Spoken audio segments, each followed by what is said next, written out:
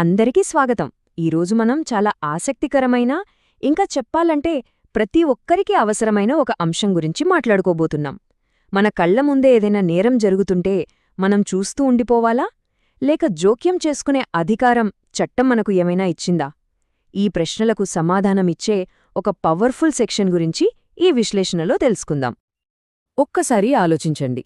మనలో చాలామందికి జీవితంలో ఏదో ఒక సందర్భంలో ఈ ప్రశ్న ఎదురయ్యే ఉంటుంది.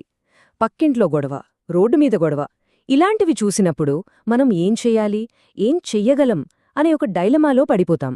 అసలు జోక్యం చేసుకునే హక్కు మనకు ఉందా లేదా? సరే, ఈ సంభాషణనే తీసుకుందాం. ఇక్కడ రామయ్యలాగే చాలామంది అనుకుంటారు, అది నా విషయం కాదు కదా, మధ్యలో నేనెందుకు అని. కాని సురేష్ మాటల్లో ఒక ఆందోళనుంది, ఒక బాధ్యత ఉంది. మరి రామయ్య ఆలోచన కరెక్టేనా? మన చట్టం దీని గురించి ఏమంటోంది? చూస్తూ ఉండిపోవడమే సరైన పనా, లేక ఒక బాధ్యతగల పౌరుడుగా మనం స్పందించవచ్చా? ఈ మొదటి భాగంలో ఈ ప్రశ్న వెనక ఉన్న అసలు చట్టపరమైన నిజమేంటో చూద్దాం.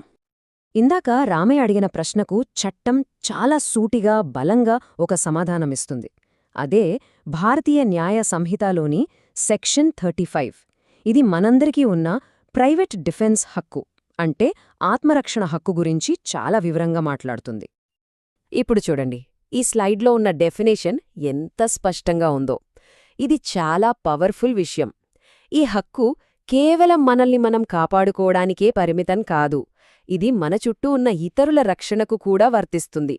అంటే వేరేవాళ్ల శరీరాన్ని లేదా వేరేవాళ్ల ఆస్తిని కూడా కాపాడే హక్కును చట్టం మనకు ఇస్తోందన్నమాట. సరే, మనకు హక్కుందని తెలిసింది కదా, మరి ఆ హక్కు పరిధి ఎంతవరకు ఉంది? అంటే సరిగ్గా ఎవరిని కాపాడవచ్చు, వేటిని కాపాడవచ్చు? ఈ శరీరం, ఆస్తి అనే పదాలు వేటిని కవర్ చేస్తాయో ఇప్పుడు వివరంగా చూద్దాం. ఇక్కడ మనం గమనించాల్సిన కీలకమైన విషయమేంటంటే, ఈ చట్టాన్ని ఉపయోగించడానికి నేరుగా మనకే నష్టం జరగాల్సిన అవసరం లేదు. మన పక్కన ఎవరిమీద దాడి జరుగుతున్నా లేదా ఎవరి ఆస్తికి ప్రమాదం వాటిల్లుతున్నా మనం జోక్యం చేసుకోవచ్చు. ఇది కేవలం మన రక్షణ గురించే కాదు, సమాజంలోని ఇతరుల రక్షణ గురించి కూడా. ఈ ఉదాహరణతో విషయం ఇంకా స్పష్టంగా అర్థమవుతోంది. ఈ హక్కు వ్యక్తిగత ఆస్తిని దాటి ఇతరుల ఆస్తికి కూడా ఎలా వర్తిస్తుందో చూడండి. పంట నాశనం చేయడం లాంటి పరిస్థితులలో కూడా అది మనది కాకపోయినా ఒక పౌరుడుగా మనం అడ్డుకోవచ్చని చట్టం చెప్తోంది. ఇది నా సమస్య కాదు కదా అని వదిలేయడానికి వీల్లేదు. అయితే ఇక్కడే ఒక ముఖ్యమైన విషయం గుర్తుంచుకోవాలి. ఇంత శక్తివంతమైన హక్కు ఉంది కదా అని ఎలా పడితే అలా వాడటానికి లేదు. ఇది అన్లిమిటెడ్ కాదు. దీన్ని ఎప్పుడు, ఎలా ఉపయోగించాలనే దానిపై కొన్ని ముఖ్యమైన నియమాలు, కొన్ని హద్దులూ ఉన్నాయి. వాటి గురించి తెలుసుకోవడం చాలా చాలా అవసరం. ఇది చాలా స్పష్టంగా మన మైండ్లో రిజిస్టర్ అయిపోవాలి. సెక్షన్ 35 అనేది మనల్ని మనం కాపాడుకోవడానికి ఇచ్చిన హక్కు, అంతేగాని దాడి చేయడానికి లేదా ప్రతీకారం తీర్చుకోవడానికిచ్చిన లైసెన్స్ అస్సలు కాదు. ఈ రెండింటి మధ్య ఉన్న తేడాను అర్థం చేసుకోవడం చాలా ముఖ్యం. సరే, చట్టబద్ధంగా మనం ఏమేం చేయొచ్చో ఈ స్లైడ్లో స్పష్టంగా చూద్దాం. మన శరీరాన్ని లేదా ఇతరుల శరీరాన్ని కాపాడుకోవచ్చు. మన ఆస్తిని లేదా ఇతరుల ఆస్తిని కూడా. దొంగతనం, దోపిడీ, ఆస్తి విధ్వంసం లేదా అక్రమంగా ఇంట్లోకి చొరబడతాం, ఇలాంటి నేరాలను అడ్డుకోవచ్చు. లేదా ఆ నేరాలు చేసే ప్రయత్నం జరుగుతున్నా సరే మనం ఆపచ్చు.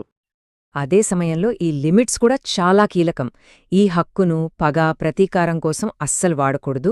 ముందుగా ప్లాన్ చేసి దాడి చేయకూడదు. నిందితుడిని శిక్షించే అధికారం మనకు లేదు, అది న్యాయస్థానం పని. అన్నిటికన్నా ముఖ్యంగా ఆ సమయంలో రక్షణకు ఎంత అవసరమో అంతే బలాన్ని ఉపయోగించాలి, అంతకు మించి కాదు. దీన్నే ఎక్సెసివ్ ఫోర్స్ అంటారు. ఇప్పటిదాకా చట్టం పుస్తకంలో ఏముందో చూసాం. ఇప్పుడు నిజ జీవితంలో పోలీసులు, న్యాయస్థానాలు ఈ సెక్షన్ను ఎలా చూస్తాయి, ప్రాక్టికల్గా దీన్ని ఎలా అప్లై చేస్తారో పరిశీలిద్దాం. ఎవరైనా ప్రైవేట్ డిఫెన్స్ హక్కును వాడామని చెప్పినప్పుడు పోలీసులు ప్రాథమికంగా ఈ 3 ప్రశ్నలు వేసుకుంటారు. 1. అక్కడ నిజంగానే ఏదైనా నేరం జరిగిందా? 2. ఆ రక్షణ చర్య వెంటనే జరిగిందా లేక చాలాసేపు ఆగి ప్లాన్ చేసి జరిగిందా? 3. ఆ చర్య వెనుక ఉన్న ఉద్దేశం శరీరాన్ని లేదా ఆస్తిని కాపాడటమేనా? ఈ ప్రశ్నలకు అవును అని సమాధానం వస్తే వాళ్ల వాదనకు బలం చేకూరుతుంది. పోలీసులది ప్రాథమిక విచారణ అయితే, న్యాయస్థానం ఇంకా లోతుగా విశ్లేషిస్తుంది.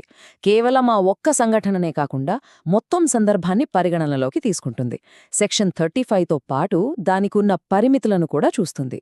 చివరిగా న్యాయమూర్తి అడిగే అతి ముఖ్యమైన ప్రశ్న ఒక్కటే: ఈ చర్య రక్షణ కోసం జరిగిందా, లేక పాత పగలు తీర్చుకోవడానికి జరిగిందా? ఇక్కడ ఆ ఇంటెన్షన్ అంటే ఉద్దేశం చాలా ముఖ్యమన్నమాట.